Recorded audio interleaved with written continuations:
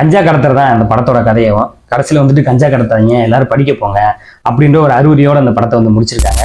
இதுல வந்து பெரிய ஒரு ஒரு பிளஸ்ஸான ஒரு ஃபேக்டர் என்ன விஷயம் சொல்லியிருக்காங்க அப்படின்னா, இன்னைக்கு பெரும்பாலும் வந்துட்டு போதைப் பொருளாக பயன்படுத்தக்கூடிய, அது வந்து பவுடர் ஃபார்ம்ல, லிக்விட் ஃபார்ம்ல, எல்லா இடத்துலையுமே வந்து இந்த கஞ்சா பொருளை தான் வந்து பயங்கரமாக பயன்படுத்துறாங்க.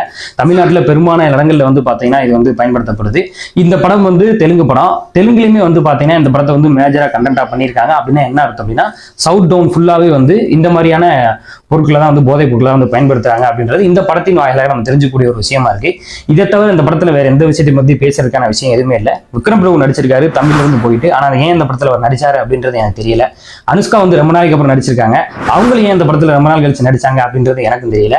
இந்த படத்தை முதல்ல ஏன் எடுத்தாங்க அப்படின்றது எனக்கு தெரியல. ஒருவேளை நம்மளாம் வந்துட்டு இப்படி வந்து கஞ்சா தூக்கிட்டு போறதுக்கு ஒரு கூட்டம் இருக்கு, அந்த கூட்டத்தை பத்தி தெரிஞ்சுக்கங்க அப்படின்றதுக்காக அந்த படம் எடுத்தாங்களா, இல்ல ஒரு உமன் எம்பவர் ஸ்கிரிப்ட் வந்து அனுஷ்காவுக்கு ரொம்ப நாள் கழிச்சு பிடிச்சி போய் இந்த படத்தை எடுத்தாங்களா அப்படின்றது எனக்கு தெரியல.